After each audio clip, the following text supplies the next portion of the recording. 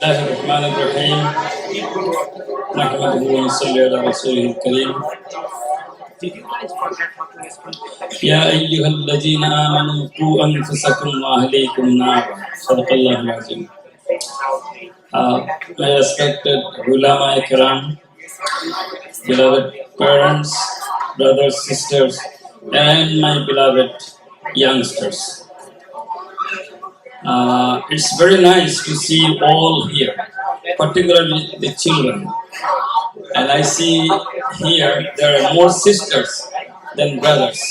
It's very encouraging for our community that sisters are more involved.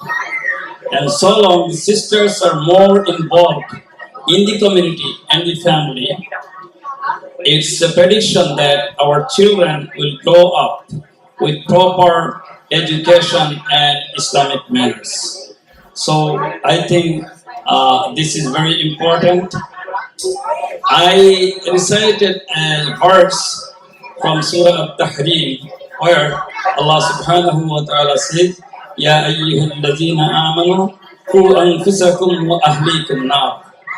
O you who believe, save yourself and your children from the hellfire.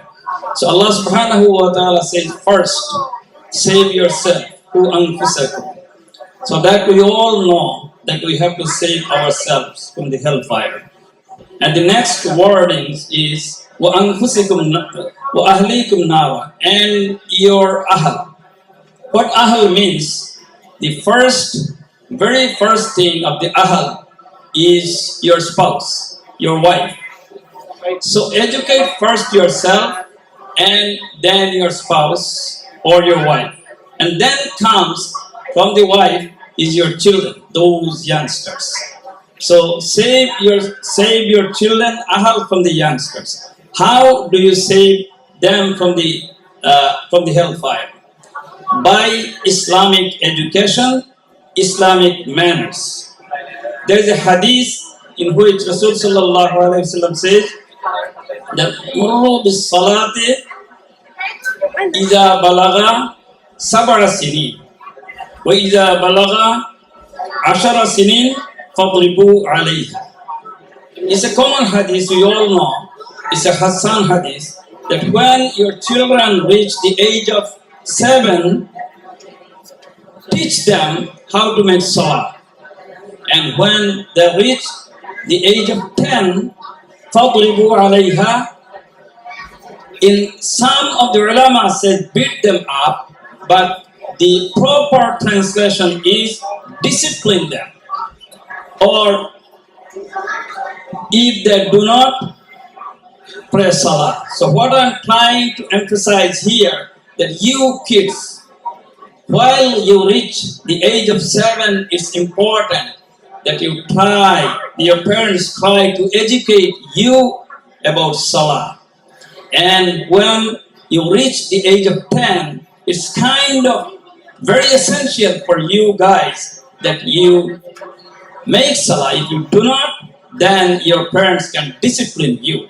I do not encourage them to beat you. Rather, take away the iPhone, take away the iPad, take away the whatever it is computer you're playing with all the time if you do not follow your parents. So it's important to educate the children about salah at the early age. Why I'm saying the early age? You know, we all learn. There's a process of learning.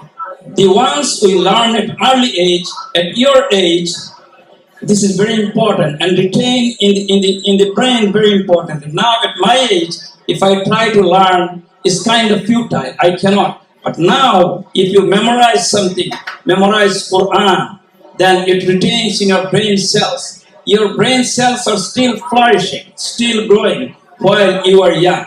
So memorize as much Quran as possible. Now there are so many ways to memorize the Quran.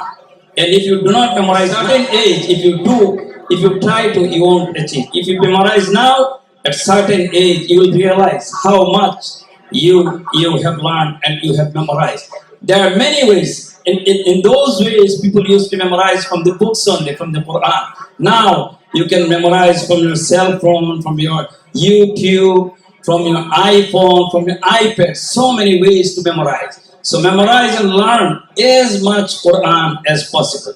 Another thing is also important to respect your parents and your teachers. Whenever you see your teacher, try to respect them. In our times, whenever the teacher enters into the class, we had to stand up out of respect. Now in America, maybe it doesn't happen, but still, I encourage you. Whenever you see your parents, they don't have a seat, they are standing, and you are sitting. Get up and give the seat to your parents or to your teachers. It's very important to respect the teachers. In our times, in our days, we don't call the teachers by name, but here they do. But I encourage you guys, and call your teacher with respect, like Huzur, Maulana Sahab, or Imam Sahab, or Mudarris Sahab, or whatever it is. So try to learn as much as you can at this age. If you learn, it's better. It will retain in your head. And also to the parents, it is very important, particularly in this country, because there is no Islamic or Muslim environment in this country. Only if you go to masjid or madrasa or certain places, then you can see the Islamic environment. So it is very important to send those kids, Muslim kids, to the madrasa, to the masjid. Yes, you can teach them tutorial or online academic things or in online, but it's important that if you send them to masjid or madrasa, why? Because there's an Islamic environment. Look at here, they're sitting with each other, they're learning from each other. But in solo learning, if you tell them to learn in internet at home, it's not that much they can learn one-to-one. Rather, if they are here, they can learn as well as they can have the Islamic environment. So with that, I'd like to say that thank you. Also, Maulana Sahab called, they have sent me messages. I said, inshallah, I'll be there. I'm here only, I came from Queens, Little Neck, just to encourage, be with you. I think it's important to share and care, to be present, and wherever, as Maulana Shahidullah Sahab said, wherever I can, particularly in the Islamic majalis, I try to attend. It's only to encourage you guys and to learn something from the Maulana Sahab and your Radab. It's very important, and I encourage all those kids to learn and respect your teachers and your parents and learn on the way you play. Of course, you play in the school, but try to learn. And very important thing, memorization of the Quran along with your academic things. With that, I'd like to conclude. Thank you for giving me the opportunity to say a few words. Assalamu alaikum wa rahmatullah. I love you all the young kids. Thank you.